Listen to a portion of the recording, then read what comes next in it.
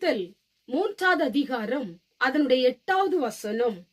இதோ திறந்த வாசலை உனக்கு முன்பாக வைத்திருக்கிறேன், அதை ஒருவனும் பூட்ட மாட்டான்.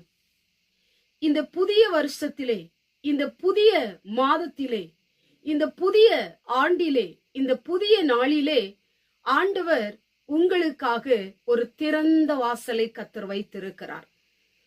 ஒரு புதிய வாசலை உங்களுக்காக அவர் திறக்க போகிறார். ஆண்டவர் திறந்தால் அதை ஒருவனும் பூட்ட முடியாது. உங்களுக்காகவே இந்த வருடத்துல புதிய வாசல் திறக்க போகிறது.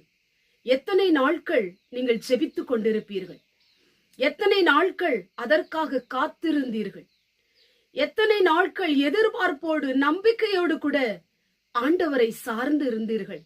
இன்றைக்கு உங்களுக்காகவே ஆண்டவர் திறக்க போகிறார். எத்தனை நாள் எனக்கு இந்த கதவு திறக்குமா, இன்றைக்கு எனக்கு இந்த கதவு திறக்குமா, ஆண்டவர் இன்றைக்கு எனக்கு திறப்பாரா எதிர்பார்த்து எதிர்பார்த்து சோர்ந்து போன நாட்கள் உண்டு. எதிர்பார்த்து எதிர்பார்த்து ஏமாந்து போன நாட்கள் உண்டு. இந்த நாளிலும் கூட நீங்கள் இனி ஏமாறுவதில்லை, இனி சோர்ந்து போவதில்லை, இனி உங்களுக்காக கதவு அடைக்கப்படுவதில்லை. ஆண்டவர் உங்களுக்காகவே ஒரு புதிய வாசலை ஆண்டவர் திறக்கப் போகிறார்.